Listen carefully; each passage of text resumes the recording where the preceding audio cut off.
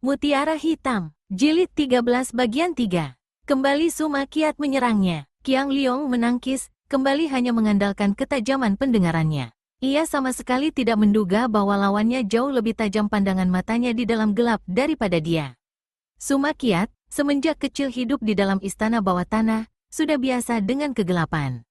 Matanya amat tajam di dalam gelap. Inilah sebabnya mengapa setelah kamar menjadi gelap, ia dapat menyerang bertubi-tubi sehingga mengejutkan Qiang Liong. Karena tidak ingin salah tangan dalam gelap itu sehingga ia membunuh atau mendatangkan luka berat pada adik misannya, pada saat pedang Suma Kiat menyambar dari depan, ia cepat menangkap pedang itu dengan sepasang pensilnya, dengan cara menjepit pedang itu dengan dua pensil yang disilangkan. Suma Kiat terengah-engah berusaha menarik kembali pedangnya, namun sia-sia belaka. Pedang itu seperti lekat pada sepasang pensil. Suma Kiat, lepaskan pedangmu, dengan suara tegas Qiang Liong berkata. Akan tetapi tiba-tiba ia terkejut bukan main. Entah dari mana datangnya, tahu-tahu ada hawa pukulan menyambar ke arah tengkuknya. Ia menjadi serba susah. Melepaskan jepitan pedang Suma Kiat berarti memberi kesempatan kepada adik nisan yang gila itu untuk menyerangnya lagi. Tidak melepaskannya, ia terancam pukulan hebat yang kini sudah tiba. Qiang Liong mengerahkan tenaga, memutar sepasang pensil, dan terdengar suara seruan kaget Suma Kiat karena pedangnya sudah terampas, secara paksa direnggut lepas dari tangannya oleh tenaga putaran yang hebat. Pada saat itu, Qiang Liong terpaksa menerima tamparan dari belakang yang mengenai pundaknya karena ia sudah miringkan tubuh dan mengerahkan sinkang ke arah pundak. Ia percaya bahwa tenaga sinkangnya dapat melindungi pundak yang terpukul oleh lawan yang tidak kelihatan. Plak! Pukulan yang merupakan tamparan telapak tangan halus itu tidak keras, akan tetapi ternyata tubuh Qiang Liong terguling roboh, sepasang pensil yang masih menjepit pedang Suma Kiat terlepas dari kedua tangan, jatuh berkerontangan di atas lantai kamar. Suma Kiat menyalakan lampu dinding, menyeringai kepada wanita berkerudung hitam sambil berkata, "Untung kau datang, ibu. Goblok, menghadapi senjata sepasang pensil jangan mau bertempur dekat," gumam wanita itu yang bukan lain adalah Kam Sian Eng. Melihat wanita ini, Qiang Liong dapat menduga siapa adanya dan ia merasa seram juga. Di dalam hati ia mentertawai ucapan wanita itu. Memang kata-katanya mengandung kebenaran, yaitu bahwa keampuhan senjata pit adalah untuk pertempuran jarak dekat, akan tetapi mengingat akan tingkat Suma Kiat, tetap saja ia akan dapat mengalahkan adik nisan itu biarpun menggunakan siasat pertempuran jarak jauh. Akan tetapi ia tidak dapat berpikir lebih panjang lagi karena rasa nyeri di pundaknya membuat ia terpaksa mengerahkan tenaga melawannya. Baru saja ia memejamkan mata mengatur pernapasan, tiba-tiba belakang lehernya ditotok. Kagum juga hatinya karena wanita itu dapat menotoknya tanpa ia ketahui sama sekali, tanda bahwa gerakannya amat ringan.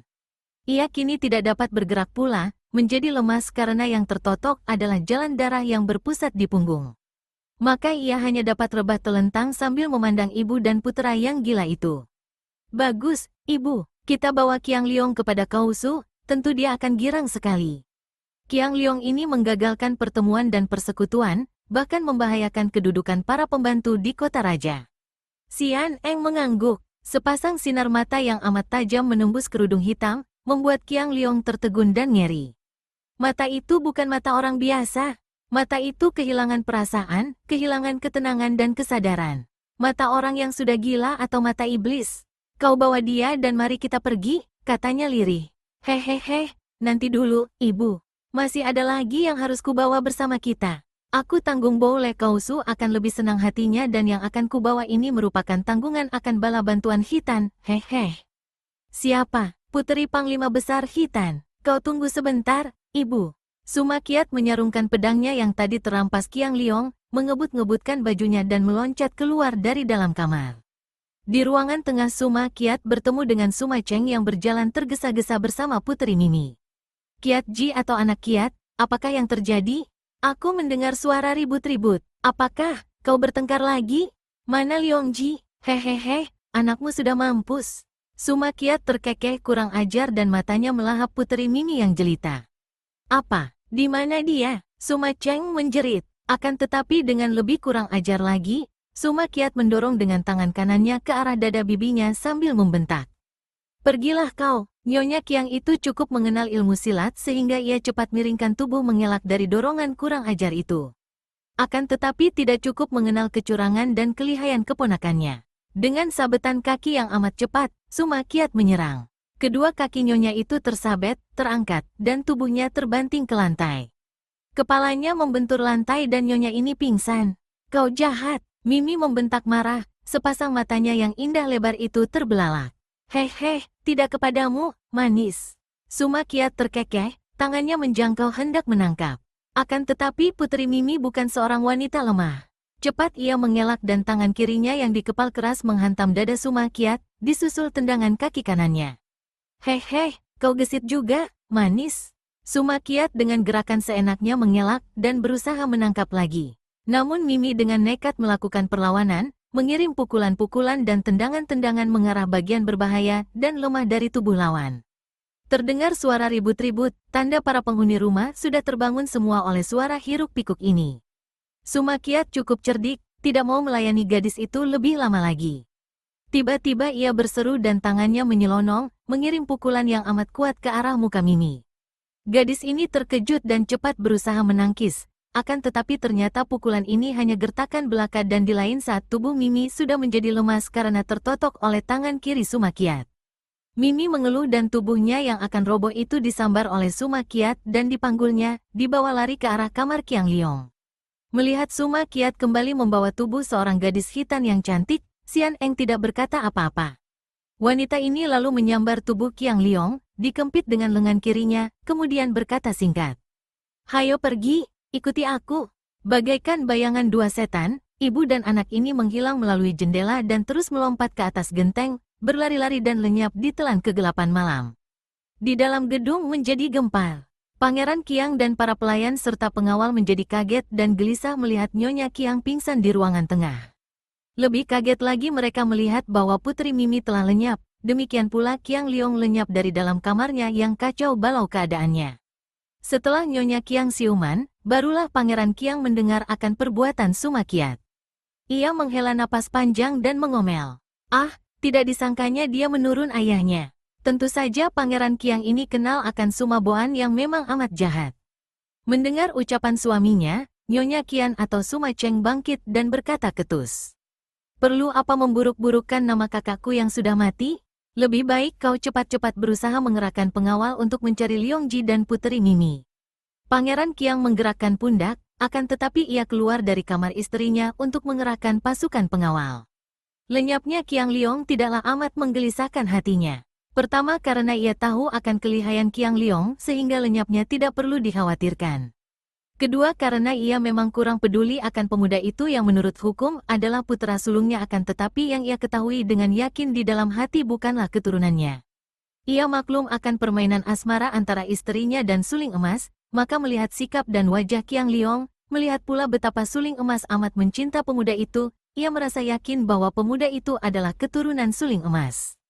Akan tetapi ia terlampau mencinta istri, maka ia tidak pernah membicarakan hal ini. Sementara itu, Qiang Liong dan Mimi dibawa lari Xian Eng dan Suma Qiat. Semalam suntuk mereka berlari seperti terbang cepatnya menuju ke barat. Mereka melewati kota Lokyang, terus ke barat sampai mereka tiba di luar sebuah hutan besar di kaki bukit Funiusan di lembah Sungai Kuning. Malam telah terganti pagi dan matahari telah bersinar cemerlang. Mereka berhenti di luar hutan dan Qiang Liong yang sudah tertotok lemas kembali dilempar oleh wanita berkerudung itu sehingga rebah telentang di atas tanah. Suma Qiat duduk di bawah pohon, tubuh Mimi di pangkunya. Ibu, kenapa berhenti? Kita menanti penjemputan. Tempat ini penuh rahasia, amat berbahaya, kata ibunya. Putri Mimi mengeluh dan bergerak perlahan, berusaha melepaskan diri dari atas pangkuan dan dari lengan Suma Qiat yang memeluknya. Melihat bahwa putri ini sudah bebas dari totokan, Suma Qiat tertawa. Hahaha, manis. Tenanglah, karena aku tidak akan menyusahkanmu. Sebaliknya, engkau akan menikmati banyak kesenangan dengan aku, haha. Suma Qiat memeluk erat dan mendekatkan mukanya hendak mencium. Putri Mimi meronta-ronta, namun tenaga pemuda itu jauh lebih kuat. Xian Eng duduk bersila, memejamkan mata, sama sekali tidak mengacuhkan perbuatan anaknya itu. Hanya Qiang Liong yang menatap dengan sepasang mata mengeluarkan cahaya berapi. Pemuda ini mengerahkan tenaga, namun totokan wanita berkerudung hitam itu benar hebat, membuat kaki tangannya lumpuh dan ia hanya dapat membentak keras. Sumakiat, demi Tuhan, kalau kau mengganggu putri itu, aku pasti akan membunuhmu. Sumakiat mengangkat muka memandang sambil menyeringai. Melihat sinar mata Qiang Liong, ia tertawa. Haha, Piao Weng, apakah kau cemburu dan iri? Ia mengejek, akan tetapi agaknya sinar mata Qiang Liong yang menyeramkan itu membuat ia keder juga. Ia tahu betapa lihainya kakak misannya itu, maka lenyaplah untuk sementara gelora nafsunya. Ia mendorong tubuh Mimi dari atas pangkuan. Gadis ini terjungkal dan jatuh ke atas tanah, rebah miring. Biarpun ia sudah dapat bergerak, namun ia pura-pura tak berdaya dan terus rebah miring, di dalam hati merasa lega bahwa untuk sementara ia terbebas daripada penghinaan. Akan tetapi tentu saja ia amat cemas, apalagi mengingat bahwa Pangeran Mahkota Hitam tertawan musuh, dan kini dia sendiri, bahkan Qiang Liong, satu-satunya orang yang dapat ia harapkan juga tertawan. Mereka tidak lama menanti. Dari dalam hutan terdengar suara seperti lolong serigala susul menyusul, makin lama makin dekat, dan tak lama kemudian muncullah 12 orang Wesio jubah merah yang segera memberi hormat kepada Kam Xian Eng. Seorang di antara mereka, yang bermuka hitam, segera berkata, "Maafkan Pinceng sekalian yang agak lambat menyambut." Kausu memerintahkan Pinceng untuk menyambut Toanio dan mempersilakan Toanio menjumpai Kausu. Kam Xian Eng bangkit, tak menjawab, hanya menggerakkan tangan kepada Sumakiat, memberi tanda agar putranya mengikutinya. Kemudian ia menyambar dan mengempit tubuh Qiang Liong. Sumakiat memondong putri Mimi lalu mengikuti ibunya, diiringkan 12 orang Wesio jubah merah, memasuki hutan yang besar dan gelap. Wesio muka hitam sebagai penunjuk jalan membawa mereka berjalan melalui pohon-pohon besar menerjang alang-alang dan berputar-putaran. Sungguh jalan yang amat sulit bagi orang luar dan hanya jalan inilah yang dapat dilalui dengan aman. Mengambil jalan lain berarti harus menghadapi bahaya jebakan-jebakan rahasia, pasukan-pasukan terpendam, dan hujan anak panah. Setelah berpisah dari Yu Xiangqi yang akan mengumpulkan teman-teman para tokoh Kaipang, Kuilan melanjutkan perjalanan seorang diri menuju ke barat. Ia melakukan perjalanan cepat sekali dan ia tiba di kaki bukit Funiusan pada sore hari menjelang senja. Jantungnya berdebar keras. Ia belum pernah melihat putra mahkota Hitan, akan tetapi karena pangeran mahkota itu adalah putra angkat ibu kandungnya, maka berarti saudara angkatnya pula. Ia hanya tahu bahwa putra angkat ibunya itu bernama Pangeran Talibu. Biasanya, ia tak senang dan iri kalau teringat akan pangeran ini. Akan tetapi mendengar pangeran ini tertawan oleh Boule Kausu, ia menjadi gelisah sekali. Ia sendiri menjadi heran mengapa ia menjadi begini. Jantungnya terasa bergetar penuh kecemasan dan hasrat satu-satunya yang memenuhi hatinya hanya pergi menolong dan membebaskan pangeran itu daripada orang-orang hesi-hesia. Ibu kandungnya, Ratu Hitan, tentu susah sekali hatinya kalau sampai pangeran mahkota ini tertimpa bencana. Kini ia dapat menggambarkan betapa keadaan ibu kandungnya itu. Melihat watak gurunya, sudah pasti ia dahulu dipisahkan secara paksa oleh gurunya dari ibu kandungnya. Dan tentu saja ibu kandungnya mengangkat seorang putra yang menjadi penggantinya. Ibu kehilangan dia, anak kandung, kalau sekarang harus kehilangan lagi putra angkat, alangkah akan hancur hatinya. Hutan yang lebar dan gelap itu tidak menjadikannya gentar. Kuilan seorang gadis yang tak pernah mengenal takut. Pula ia sudah terbiasa di dalam gelap. Tidak percuma ia sejak kecil dahulu tinggal di dalam istana bawah tanah. Dengan hati tabah, Kuilan mencabut pedangnya kemudian memasuki hutan. Ada sebuah lorong kecil di dalam hutan itu dan jalan inilah yang ia ambil. Sunyi sekali keadaan dalam hutan, sunyi dan gelap, bahkan sedikit pun tak ada angin bertiup. Jalan kecil itu penuh daun kering. Baru kurang lebih 100 langkah ia berjalan dengan hati-hati, tiba-tiba kakinya menginjak alat rahasia yang tersembunyi di bawah tumpukan daun kering. Terdengar bunyi bercuitan dari kanan kiri dan puluhan batang anak panah menyambar ke arahnya dari pohon-pohon di kanan kiri. Anak panah yang meluncur dari busur digerakkan oleh alat-alat rahasia secara otomatis. Kuilan tidak mau bertindak sembrono. Ia berdiri tegak dan tetap di tempatnya, hanya memutar pedangnya menjadi segulung sinar melindungi tubuhnya. Semua anak panah terpukul runtuh dan akhirnya hujan anak panah itu pun berhenti. Kuilan amat cerdik. Ia dapat menduga bahwa kiranya bukan hanya ini tempat yang mengandung rahasia serangan atau jebakan gelap. Ia memandang ke sekeliling. Kalau ia mengambil jalan liar, besar sekali bahayanya ia akan tersesat di dalam hutan ini, apalagi malam hampir tiba. Kalau melalui jalan kecil ini ia akan menghadapi bahaya jebakan-jebakan rahasia yang lebih berbahaya lagi. Ia memandang ke atas dan matanya yang indah berseri-seri. Itulah jalan yang paling tepat, pikirnya, dan sekali ia mengenjotkan kaki pada tanah dan mengayun tubuhnya yang ramping itu melayang ke arah pohon. Kemudian mulailah ia melanjutkan perjalanan melalui jalan atas yaitu berloncatan dari pohon ke pohon. Hal ini tidak terlalu sukar ia lakukan karena pohon-pohon di situ amat lebat, sambung menyambung di kanan kiri jalan kecil yang dari atas nampak putih.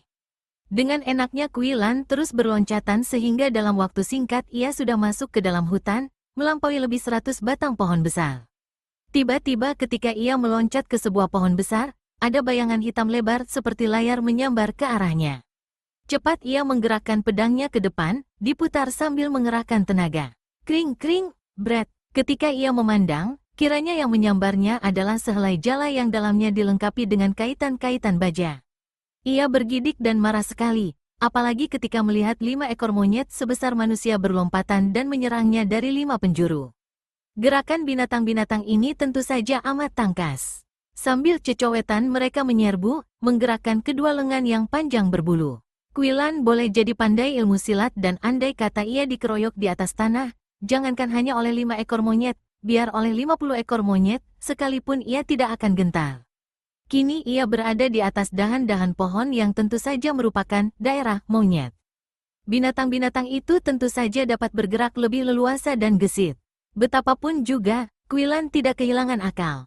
Tangan kirinya sudah merogoh saku dan sekali tangan kirinya bergerak, sinar hijau menyambar. Itulah jarum-jarum hijau. 5 ekor monyet itu tak dapat mengelak dan dapat dibayangkan betapa kaget dan heran hati Kui Lan ketika mendengar betapa monyet-monyet itu mengeluarkan suara mengadu seperti manusia. Kiranya mereka adalah manusia-manusia yang menyamar sebagai monyet, agaknya untuk mengawasi daerah itu sekalian menjadi penjaga. Setelah mendapat kenyataan bahwa mereka itu manusia, Kui Lan menjadi makin tabah. 5 orang itu masih berusaha bergantung pada dahan-dahan pohon. Kui Lan menerjang maju, 5 kali Siang Bok Kiam berkelebat dan 5 orang itu terpelanting ke bawah tanpa dapat mengeluh lagi karena mereka semua telah tewas. Akan tetapi pada saat itu terdengar ledakan keras dan pohon besar di mana Kui Lan berada itu tiba-tiba roboh. Kui Lan tentu saja menjadi kaget dan panik. Hendak meloncat turun, takut tertimpa dahan-dahan pohon raksasa ini. Kalau tidak, juga terdapat bahaya terbanting bersama pohon. Biarpun terancam bahaya maut, gadis ini masih tidak kehilangan akal. Ia mempergunakan pandang matanya yang tajam dan terbiasa di tempat gelap, mengikuti robohnya pohon itu sambil berpegang kuat-kuat pada dahan. Setelah tahu arah pohon roboh, ia cepat menyelinap dan berpindah pada dahan sebelah atas sehingga ia berada di dahan yang akan menjadi bagian teratas apabila pohon itu sudah rebah di tanah.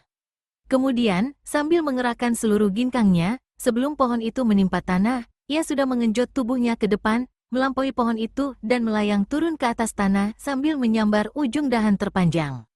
Untung sekali bahwa dalam 1/4 detik terakhir ia ingat untuk menyambar ujung ranting dari dahan terpanjang pohon itu, karena begitu kedua kakinya turun menginjak tanah yang tertutup daun-daun kering, tiba-tiba tanah itu bergoyang dan tubuhnya terjeblos ke dalam lubang sumur yang amat lebar dan dalam. Kui Lan menahan napas, mengerahkan tenaga menarik tubuhnya ke atas dengan bantuan ujung ranting pohon. Tubuhnya mencelat keluar dari sumur dan ia tidak berani lagi turun ke atas tanah yang banyak jebakannya melainkan memeluk dahan terendah sebatang pohon terdekat. Kini ia nongkrong di atas dahan mengeluarkan sapu tangan dan menghapus dahi dan leher yang penuh dengan keringat dingin. Tangan yang dipergunakan untuk menghapus keringat itu agak gemetar, jantungnya berdebar-debar. Bukan main, pikirnya, kini terdengar suara hiruk-pikuk yang datangnya dari tengah hutan. Bahaya baru lagi mengancam pikir Kui Lan. Ia berada terlalu dekat dengan mayat 5 orang itu, dan hal ini berbahaya. Para penjaga tentu akan memeriksa sekeliling tempat ini. Ia tidak takut menghadapi mereka, akan tetapi ia gentar juga mengingat akan banyaknya alat rahasia yang demikian berbahaya. Di samping ini, ia tidak ingin bertempur dengan mereka sebelum dapat menemukan dan menolong Pangeran Mahkota. Lebih baik ia bersembunyi. Akan tetapi soalnya yang repot, di mana tempat sembunyi? Kui Lan memandang ke sekeliling. Ia tidak mempercayai jalan kecil itu. Tentu banyak jebakan. Bersembunyi di pohon juga tidak aman. Buktinya tadi ia bertemu 5 orang yang menyamar sebagai monyet. Dari atas pohon ia melihat tak jauh dari situ terdapat sebuah jurang. Ia lalu berloncatan mendekati jurang ini melalui pohon-pohon menjauhi jalan kecil. Kemudian dengan hati-hati sekali ia turun dari pohon, tidak berani meloncat.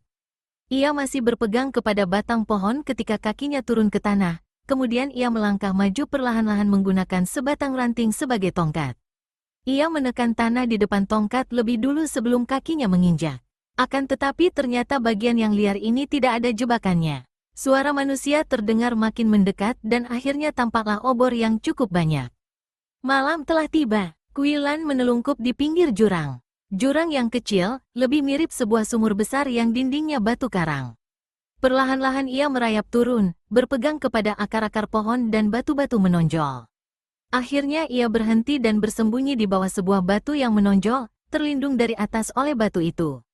Tempat ia bersembunyi itu tidak berapa jauh dari tempat pohon roboh tadi dan ia mulai mendengar jejak kaki banyak orang dan suara mereka, ada yang berbahasa daerah yang ia mengerti. Siapa yang terjebak? Di mana dia? Terdengar suara yang parau. Tidak ada bayangan seorang setan pun, seru suara yang lain, suaranya tinggi. Wah, mereka ini tewas.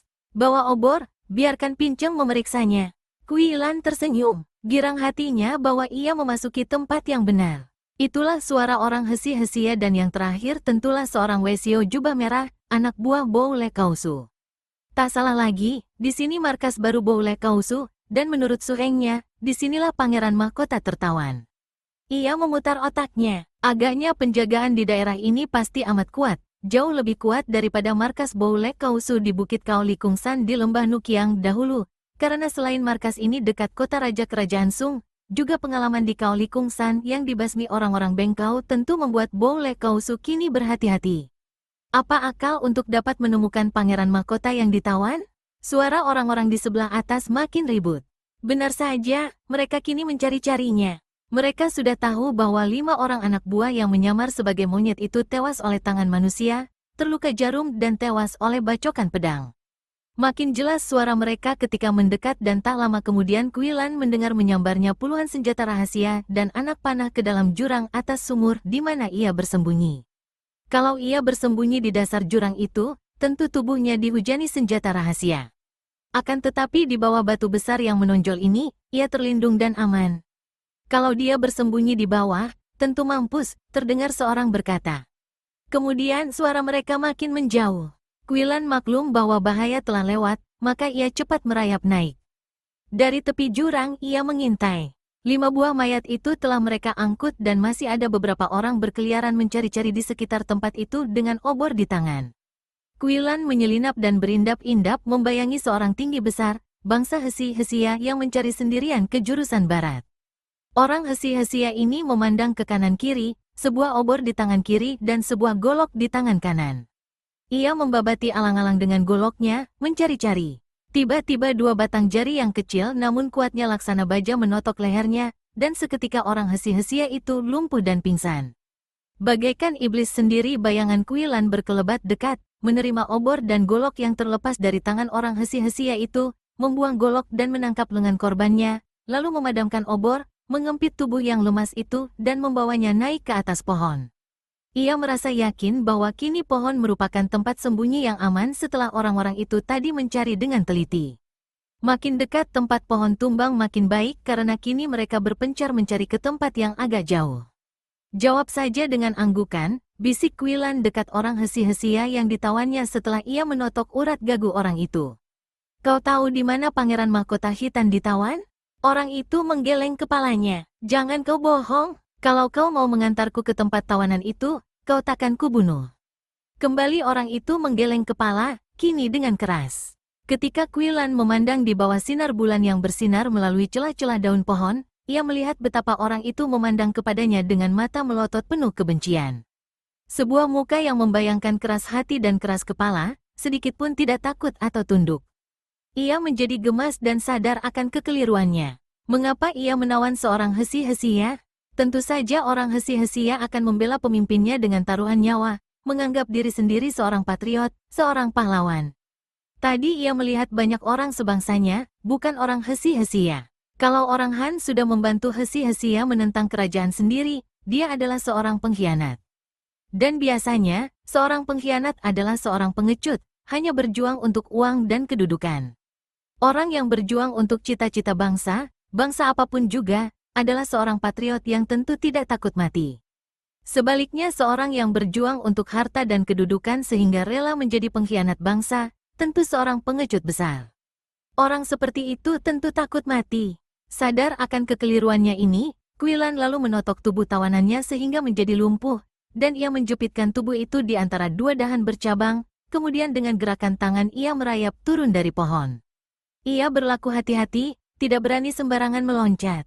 Setelah mencari dengan hati-hati, menyelinap di antara alang-alang dan pohon-pohon, akhirnya ia melihat seorang laki-laki tinggi kurus, berpakaian seperti pengemis penuh tambalan membawa obor dan pedang mencari-cari seperti orang hesi-hesia tadi. Quillan merunduk sampai dekat, kemudian bergerak cepat seperti tadi, membikin orang itu tidak berdaya dan pingsan dengan sebuah totokan di belakang telinga. Kembali ia membawa orang itu naik ke atas pohon. Tepat dugaannya, pengemis baju bersih yang berjiwa khianat ini menjadi ketakutan, apalagi ketika ia mengenal bahwa yang menawannya adalah mutiara hitam yang sudah amat terkenal di antara kaum sesat dunia pengemis. Wajahnya pucat, tubuhnya menggigil, akan tetapi ia tidak berani berteriak minta tolong karena tak dapat bersuara akibat totokan pada urat gagunya. "Bawa aku ke tempat tahanan Pangeran Mahkota Hitan, dan kau tidak akan kubunuh," desis Quillan sambil menempelkan pedangnya di leher orang itu. Si pengemis terbelalak, lalu mengangguk-angguk. "Akan kubebaskan totokanmu dan kau boleh berteriak minta tolong, akan tetapi pedangku akan menembus lehermu sebelum ada kawanmu yang datang untuk menolongmu." Kembali orang itu menggeleng-geleng kepala dan dengan sebuah totokan Quillan membebaskannya. "Ampunkan aku, Li Hiap." Jangan banyak cerewet," bisik Quillan. "Hayo bawa aku ke tempat itu." Mereka turun dari pohon. Quillan terus mengikuti orang ini dengan ujung pedang ditodongkan di punggung. Pengemis itu lalu mengambil jalan simpangan, melalui alang-alang dan kumpulan pohon yang besar dan liar, jauh dari jalan kecil yang penuh jebakan. Sampai 5 kali orang itu menyuruh Quillan berhenti di tempat-tempat tertentu, berbisik bahwa tempat itu terjaga oleh 1-2 orang penjaga. Quillan menotoknya lumpuh, kemudian merayap ke tempat penjagaan. Pedangnya bekerja cepat dan di setiap tempat penjagaan rahasia ini, 2 atau 3 orang penjaganya roboh, binasa semua sebelum mereka sempat bergerak. Akhirnya, 5 tempat penjagaan rahasia dapat dilalui dan mereka kini menuju ke tepi sungai Huangho, sebuah daerah yang berbatu-batu besar. Biarpun Quillan melakukan perjalanan malam yang gelap, hanya diterangi bulan sepotong, namun ia mencatat jalan liar ini di dalam ingatannya. Kalau sudah berhasil membebaskan Pangeran Mahkota, jalan ini akan membawa mereka keluar dari sarang Boule Kausu.